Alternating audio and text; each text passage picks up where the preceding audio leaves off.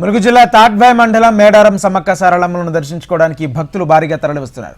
ముందుగా మేడారం చేరుకున్న భక్తులు జంపన్న వాగులో నల్లాల కింద పుణ్య స్నానాలు ఆచరించారు.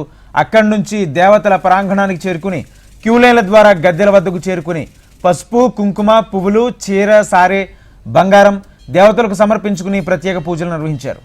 వనదేవతల మినీ మేడారం జాతరకు రెండు రోజులు జరగనుంది. జంపన్న వాగు వద్ద స్నానాలకు నీళ్లు లేక భక్తులు ఇక్కట్లు పడుతున్నారు.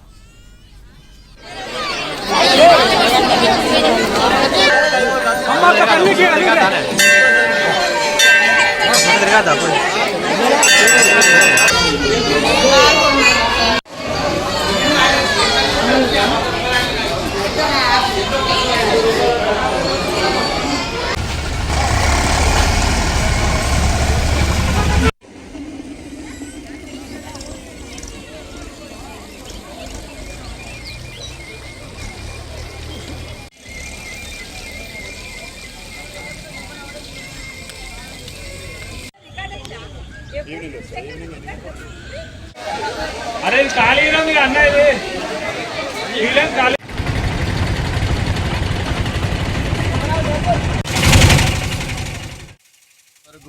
మన వాటర్ అంటే చాలా బాగా జంపన్న వాగు అంటే ఎంతో కోలాహలంగా ఉండేది.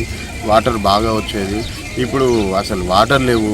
ఆఖరికి స్నానం చేద్దామని కొంచెమన్నా వాటర్ ఉంటాయి అనుకుంటే అది కూడా లేదు. కొన్ని ట్యాబ్లలో వాటర్ వస్తాయి అనుకుంటే ట్యాబ్లలో కూడా వస్తలేవు. మరి ఇప్పుడు గవర్నమెంట్ ఏం చేస్తుంది? ఈ ఎన్నో సౌకర్యాలు కల్పించినామని అంటాను. మరి ఎన్నో ఇప్పుడు మళ్ళీ మినీ జాతర అని చెప్పి చెప్తాను.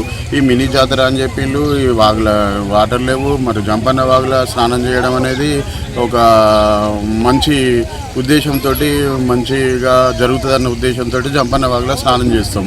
మరి జంపన్న వాగులో స్నానం చేద్దామంటే ఇప్పుడు నీళ్ళు కనీసం జంపన్న వాగులో స్నానం చేద్దామంటే నీళ్ళు లేకపోతే కనీసం ట్యాబ్లన్నా నీళ్ళు రావాలి కదా. మరి ట్యాబ్లో కూడా నీళ్ళు మాకేం కావాలి? జంపన్న వాగులో వాటర్ కావాలి. ఇక్కడ ఇప్పుడు మినీ జాతర అని చెప్పి ప్రకటించిళ్ళు.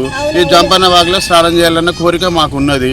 ఈ జంపన్న వాగులో వాటర్ లేవు. పోనీ జంపన్న వాగులో వాటర్ లేవు అనుకుంటే ట్యాబ్లలో వాటర్ వస్తాయంటే ఆ ట్యాబ్లలో వాటర్ వస్తలేవు. మరి ఇప్పుడు ఎట్లా? మరి మా పరిస్థితి ఏంది? మేము ఇక్కడికి ఇంత దూరం మేడారం జాతర అని చెప్పి వచ్చినప్పుడు మినిమం ఫెసిలిటీస్ మాకు ఉండాలి. వాగులో వాటర్ అని అంటే అన్ని వాటర్ తీసుకురావడం కష్టమే, కానీ ట్యాప్లో వాటర్ అయినా ఉండేటట్టు చూడాలి.